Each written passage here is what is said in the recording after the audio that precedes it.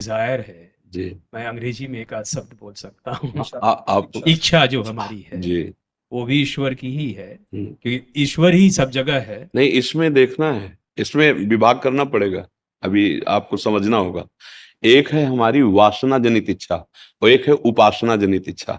उसको ये देखना पड़ेगा कि देह भाव से वासना जनित इच्छा है या उपासना जनित है। उपासना जनित है तो आदरणीय है, और वासना जनित है तो उसको देखना होगा कि धर्म विरुद्ध है या उसमें। जैसे समझिए, दो प्रकार की बुद्धि, इतना आपको तो परिचय मिला होगा, कुमति और सुमति। जैसे रामायण में है ना, कुमति सुमति सबके उर रहे।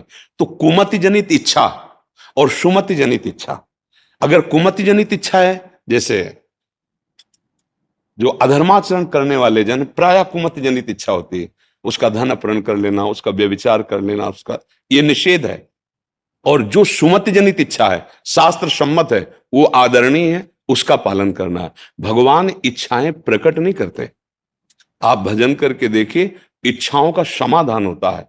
जो दुर्वासना है और उपासना है, इन दोनों के विभाग को जो जानता है वही विशेष विज्ञानवान, ज्ञानवान, विवेकवान है। और विवेकवान ही भगवदानंद को प्राप्त होता है। अगर हम हर इच्छा को भगवान की इच्छा मान लेंगे तो दंड विधान फिर हम किसको देते हैं?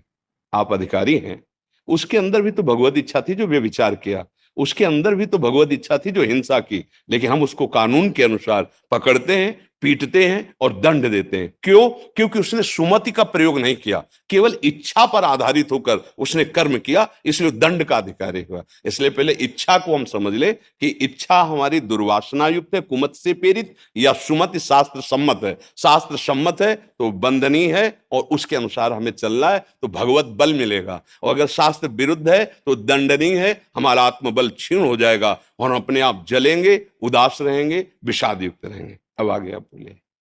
सुमत जो इच्छा जो सुमत की तरफ ले जाए, हाँ जो ईश्वर की तरफ ले हाँ जाए, हाँ, बिल्कुल।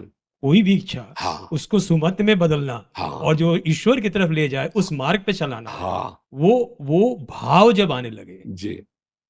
जो प्रारब्ध की वजह से जो भी इच्छाएं आ रही हैं, और जो अगर नहीं, अब देखो फिर यहाँ क्या है कि अध्यात्म शब्द है ना, तो जैसे प्रारब्ध के वश इच्छा आना और एक विवेक से इच्छा करना, आप दो विभाग करना पड़ेगा, मनुष्य और पशु। पशु केवल प्रारब्धवश इच्छा के अधीन चलता है, और मनुष्य विवेकशील है, वो प्रारब्धवश आई हुई इच्छा को निर्णय करके हटाता है या उसको पास करता है, और जो पास करता है उसमें भगवत बल लेकर के चला जाता है। अगर हम केवल जहां शब्द बोलेंगे आप वहीं हम रुक जाएंगे। प्रारब्ध की इच्छा, जैसे पूर्व प्रसंगवशात कोई सामने शरीर आया और उसका संयोग आपका लिखा हुआ है, आपके अंदर इच्छा जागृत हो जाएगी, माना। अब इस पर शासन करना या भोगना, ये आपकी वृत्ति के ऊपर रहेगा। अगर अविवेक प्रधान हो गया तो आप भोग लेंगे, और विवेक प्रधान हो गया तो जलन सहकर आप उसे भोगेंगे नहीं। बहुत सूक्ष्म है। प्रारब्ध शब्द लगाने पर ही इच्छा पर अंकुश आ जाएगा, उस पर निर्णय आ जाएगा। और भगवत शब्द लगाने पर, क्योंकि हम मनुष्य हैं, अगर हम केवल प्रारब्ध के अधीन चलते हैं तो हम भगवत प्राप्ति नहीं कर सकते, क्योंकि हमें नवीन कर्म करने का जो अधिकार है वो शास्त्र सम्मत इच्छा के अनुसार है, प्रारब्ध के अनुसार नहीं।